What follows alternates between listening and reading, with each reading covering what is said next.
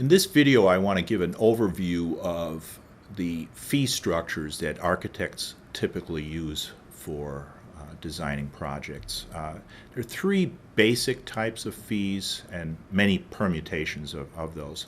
The first one is simply as an hourly fee, sometimes called time and materials.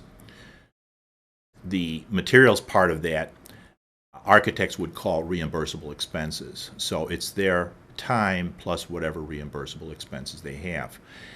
That's a very safe fee arrangement for an architect.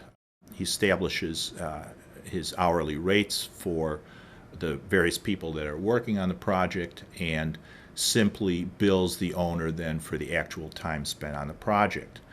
And whether the project requires one design or 10 or 20 designs doesn't matter. Whether the project is designed so that the project comes in very inexpensively or very expensively, again, none of that matters.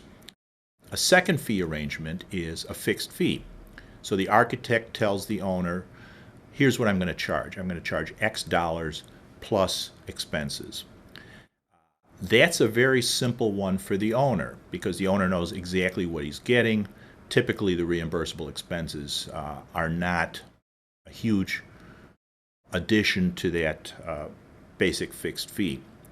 The third type, which has been traditionally used on many construction projects, is a percentage of the construction costs. So the architect, for instance, may say, I'm going to charge you 10% of the cost of construction. The cost of the work is the definition used in the AIA agreements.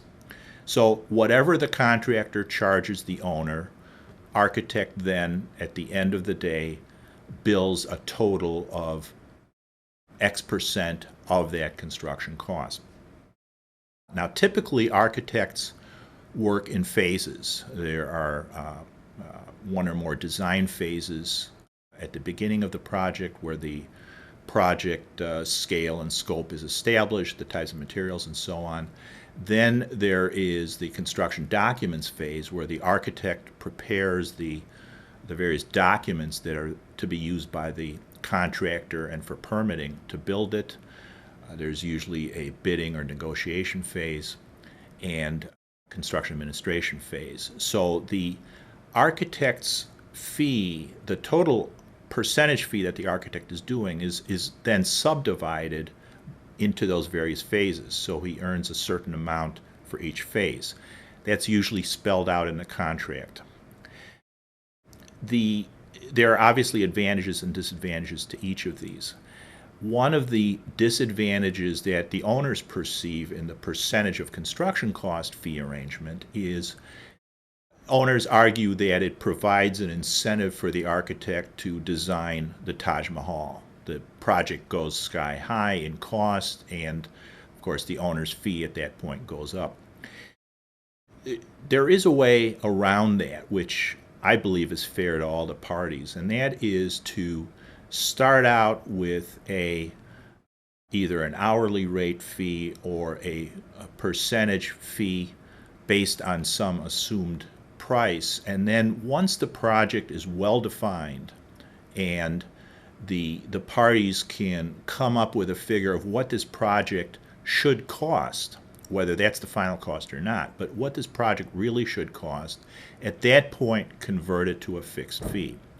The danger for the architect for a fixed fee at the beginning of the project is, what if this owner is one of these people that needs to see 10 different designs or 20 designs, an unreasonable design effort for the type of project involved. So the architect is afraid that he may do an inordinate amount of work to satisfy the owner because the owner knows the architect's fee is fixed.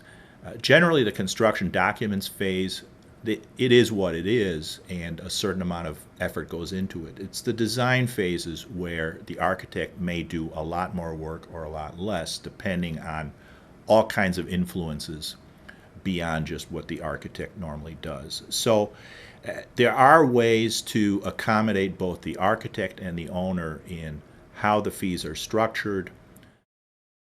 You know, looking at percentage of construction cost fees, fixed fees, or even hourly fees, you can be creative in a way that suits the needs of all the parties.